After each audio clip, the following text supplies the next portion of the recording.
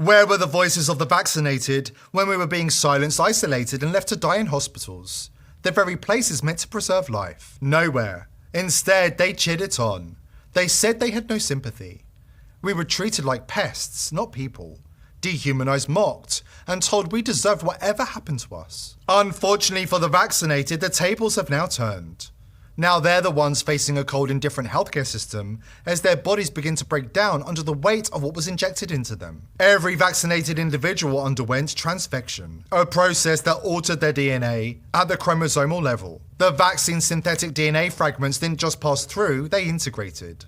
And now their immune systems are in a constant state of war, fighting what they no longer recognize as self. It's no surprise then that we're seeing a surge in turbo cancers, autoimmune disorders, and other unexplained illnesses. They were putting DNA into your body and allowing your body 1/3 of the weight of every shot that went into you is deoxyribonucleic acid, which has the ability to cross into the nucleus of your cell. And once in there, something called transfection occurs. It's nothing to do with infection. Transfection just means uptake into the same bit of the body that has your genetic karyotype, your chromosomes. So these little DNA fragments get to sit right next to your chromosomes, be worked upon by certain enzymes, and the body just naturally starts to make it part of you.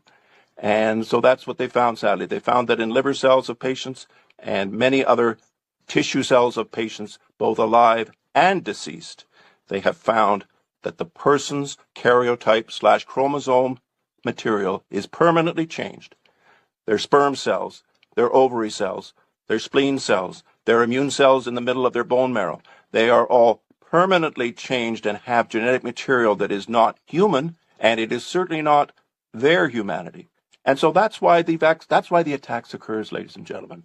The reason the attack occurs is it's as if you've had a fresh kidney put into you, transplant. Of course, you've got no medicines to dampen down your immune response, and the body says, hey, that's not my kidney anymore. It's got a bunch of foreign DNA in that kidney, and it's got foreign RNA flags, and it's got foreign spike, none of which is related to this person that I am. My immune system can do one thing and only one thing. It will go at and hammer at and inflame your kidney, or inflame your heart and turn it into myocarditis, or inflame and damage in your immune system, which means your immune system is poor. And you'll get other infections that you wouldn't have gotten. And you'll get other rheumatoid-like illnesses and severe rashes and other things that are wrecking your life. And in my case, tinnitus in my ears. So everybody's getting something. Everybody's getting something who have had, especially DNA. DNA, by the way, allows it to go on for 20 years as opposed to 15, 20 weeks. If it was just RNA, it'd be over and out of your system within 15 or 20 weeks, because there's an element of DNA and its ability to replicate within you over time and repeatedly. That's why you've got people with spike proteins still in their body, and their last vaccination was 2.5 years ago, and they're still producing spike. Why? Because their immune and genetic and cellular system has been attacked and includes now material that is not theirs. And that's what the body can't stand. The body always attacks tissues that are inside it that are not of you. The scientists who made this knew this. You can't make something this nefarious and this capable of going to so many cells in so many ways if it's not purposefully and nefariously produced. That's my second reason for making my arguments, and they're well supported by science. Instead of lashing out at the unvaccinated, those suffering from vaccine injuries should aim their anger where it belongs. At the global elite, big pharma, corrupt politicians, and the corporate media that cashed in on fear and obedience. These are the forces that silenced dissent, censored truth, and reaped billions while ordinary people paid the price. 95% safe and effective, Mr. Cooper? Sorry? 95% safe and effective? How do you sleep at night?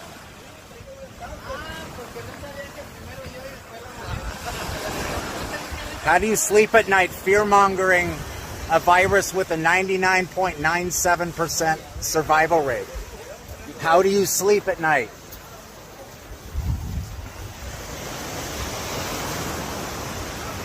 Fucking, you're a mass serial killer. Blaming those of us who saw through the deception isn't just misguided, it's exactly what the architects of this disaster want. It's time for the vaccine injured to stop fighting their would-be allies and start demanding accountability from the real culprits. Justice won't come from division, it comes from united reckoning.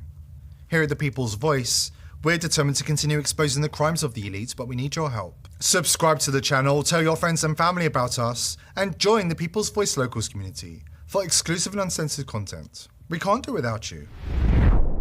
Government agencies, NSA, CIA, Mossad, you name it, are tapping your every move online, feeding their globalist surveillance machine. Your VPN isn't saving you, your VPN is spying on you. They flash no logs like it's a promise. But what they're really saying is, trust us. Trust foreign outfits in Israel, Panama, Romania, Switzerland? Trust them not to sell your data when the globalists tighten their grip?